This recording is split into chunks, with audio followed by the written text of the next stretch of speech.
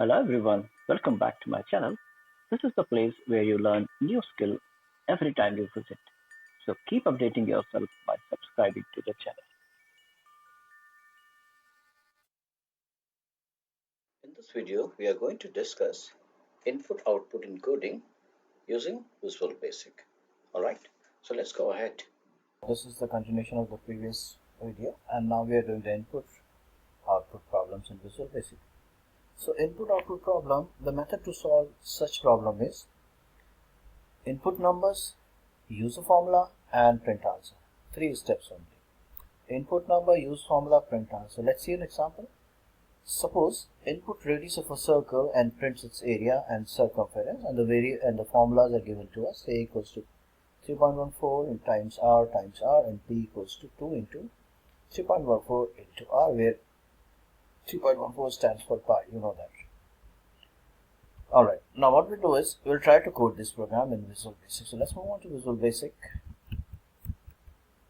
Over here, I'll close.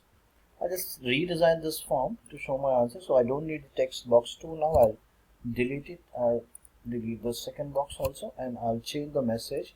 Instead of number, I'll say now enter radius. So I'll go to the caption property of it and change enter radius.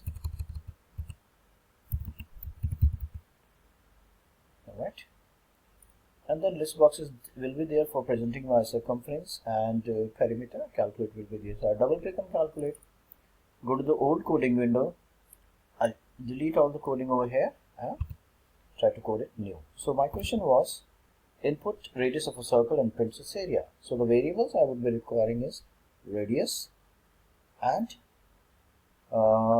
area and parameter. So R for radius, AR for area, PR for parameter.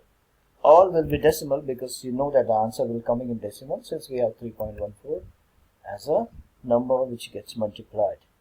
So dim R comma AR for area and PR for parameter as double. Now you know that double is a decimal. So I'll get the value of R from user. So R will be taken from the text box 1.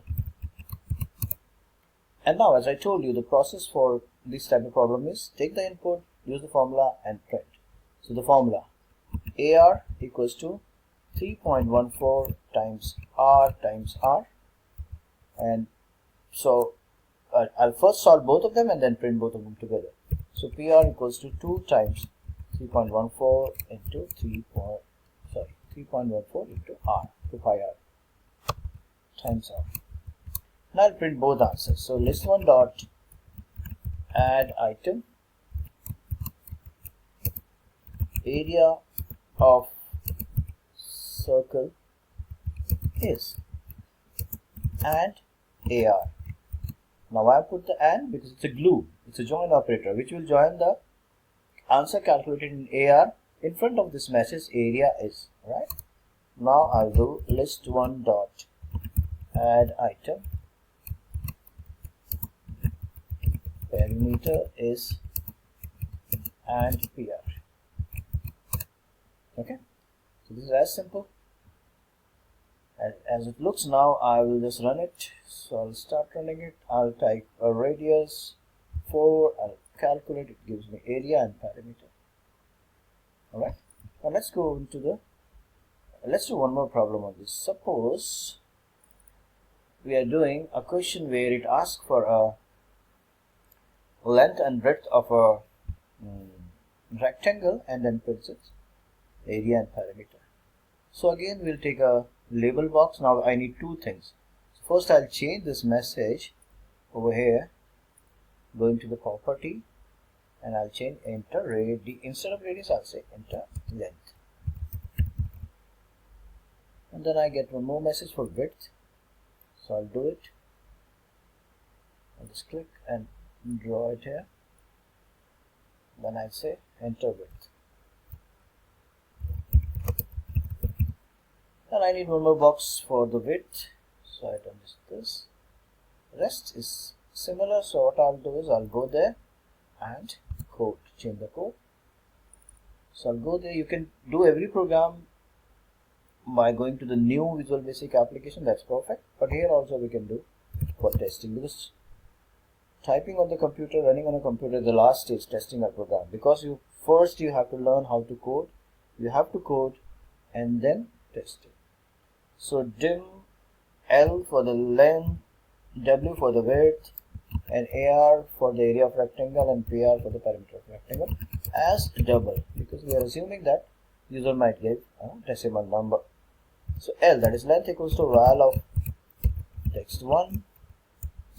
Similarly, width is equals to val of text2, and AR equals to area of rectangle is length into width, so L into W.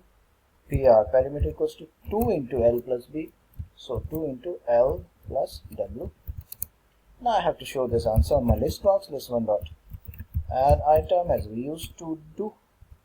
Item area is add AR, and list1 dot add item, perimeter is add PR. That's it. Let's run it and see if there are any errors or not. It's running, so we're asking for length and width. And now see, the error has come, so now we need to check what is the error. So I'll go to OK, and over here it's asking for add item. See, I missed the spelling, so it's giving me error, so I have to put item. I have to correct the spelling. Anyway, when you correct the spelling, the A becomes capital, so this way also you know that you have done it right. So let's run it again, 3 and 4, and you get the area and perimeter. Okay. Now let's quickly go to the presentation again, the presentation which we did before, and let's go to the second part of it, which is the mathematical operators. We have many mathematical operators in Visual Basic, you know that. Plus adds two numbers, that means if answer equals to 12 plus 7, if I use plus between two numbers, it will add 19. Minus subtracts two numbers, answer equals to A minus B, will give you 5 if the numbers are 12 and 7. If two numbers are 12 and 7. Star is multiply the two numbers. If I say answer equals to A into B, and A and B happens to be A 12 and 7, it gives A 4. Divide, it divides two numbers, answer equals to A divided by B will gives 1.7 after dividing 12 by 7. But there is a special operator called mod, which is called modulus. We write it as MOD. It gives a remainder. Suppose I say answer equals to 12 mod 7. So it gives 5, because 5 is the remainder when you divide 12 by 7. So whenever we have to check a divisibility of a number, we need to check whether the remainder is 0 or not. Because when you divide a number by any other number, the remainder has to be 0, then only it's divisible. Suppose I want to check whether 20 is divided by 5 or not. So when I divide 20 by 5, remainder is 0. So that means it is divisible. When I divide 20 by 7, remainder is not 0. Remainder is 7 to 14, remainder is 6. So it is not divisible. So modulus operator is used to check divisibility. So let's go back and do one question on this modulus operator.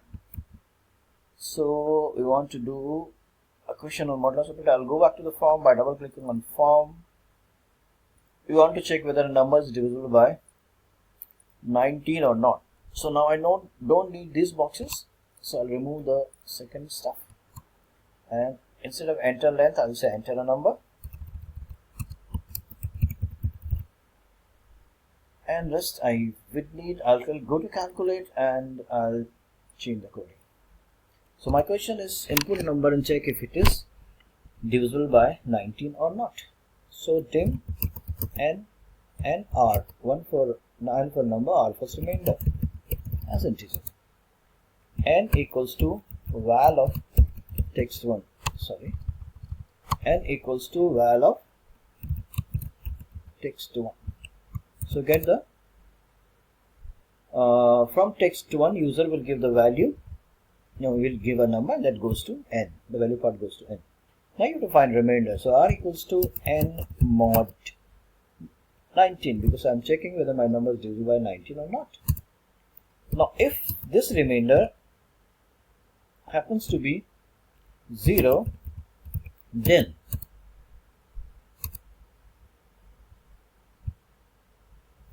equals to be 0, Then I'll say list1 dot add item.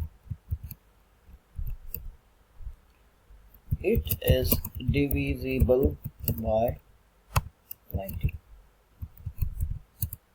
Else I'll say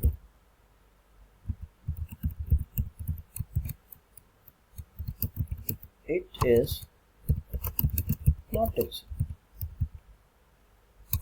Spelling mistake, divisible by 90. Enter. Let's check it. Give a number not divisible by 90. Let's run it again. Give a number is divisible by 90, right?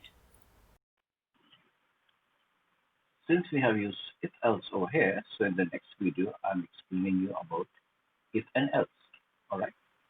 So please subscribe to the channel so that you get notification as I release the next video. Thank you for your time. Thank you very much. Take care.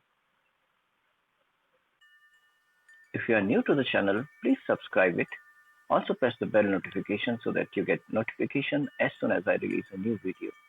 Share and like the video.